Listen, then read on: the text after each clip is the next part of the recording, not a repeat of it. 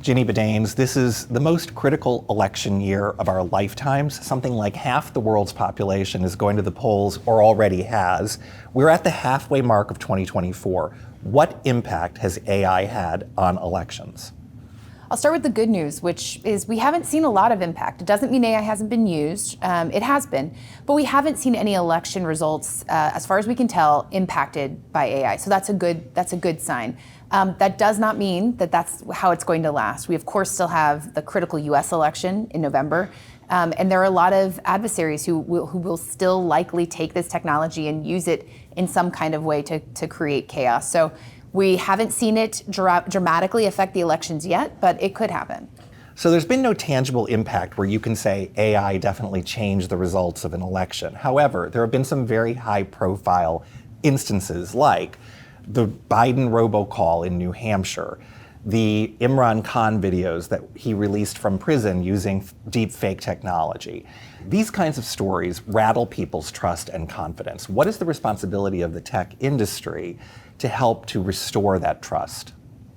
Right, well, I think people are becoming more and more aware of the fact that AI could be a disruptor in the elections, which I actually think is a positive thing. However, it does have the downside effect of people are starting to question what they're looking at and wondering if they can trust what they see. And to that extent, I do think the technology industry has a lot that they still need to do. In addition to driving awareness in a cautious way, we also need to take the right actions on our own products and within our own services. So for example, most of the largest tech companies in the world signed a tech accord in Munich just in February of this year, agreeing to leaning into the fact that this could be a problem, addressing our role and responsibility, and then actually talking about concrete things that we can do on our products and together in order to both increase trust and create a more trustworthy experience.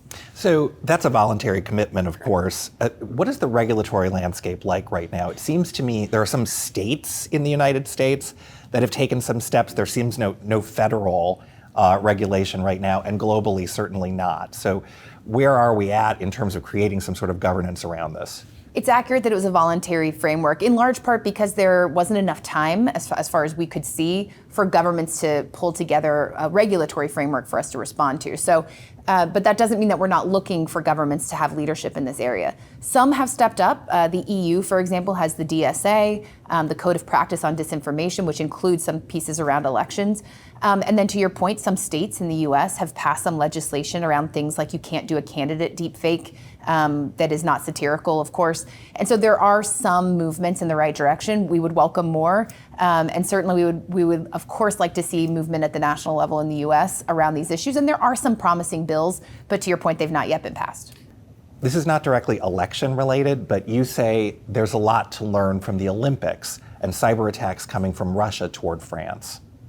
Well, I think the Olympics example is a great one when talking about the US election. In fact, I get asked a lot, which of the elections that have happened so far are the best example for what we can expect in the US? And the EU elections, we didn't see a lot of activity. India was a lot of domestic issues and use of AI.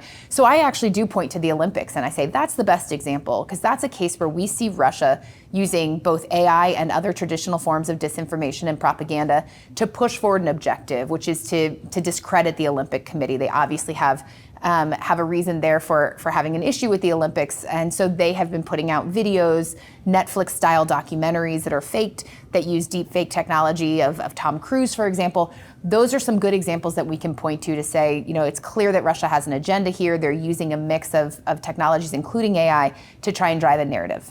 So then looking at that, taking those learnings, looking forward to November, which is already an incredibly fraught election for the United States with or without AI, what are you watching for? What are you worried about?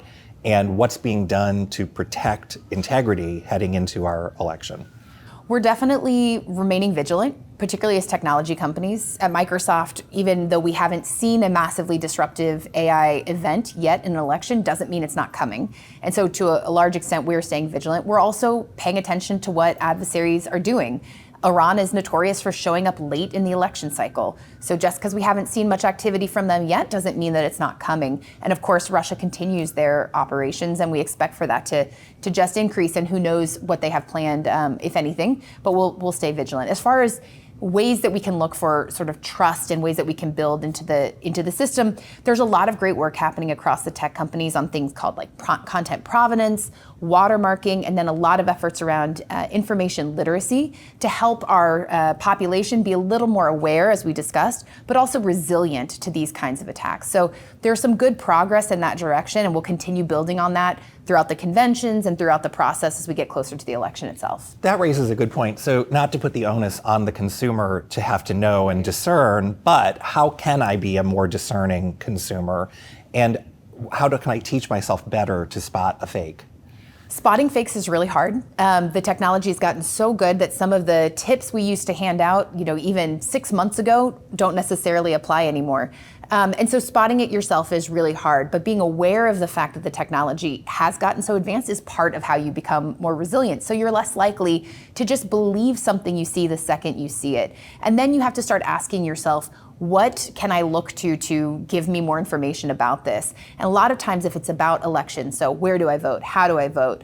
Those kinds of questions can usually be found with an authoritative source, such as the Election Commission or the state, depending where you live, who's actually administering the election. So part of what we're doing as technology companies is trying to point people towards those sources of information so that they can go for themselves and get accurate information about that critical thing, such as when and how do I vote.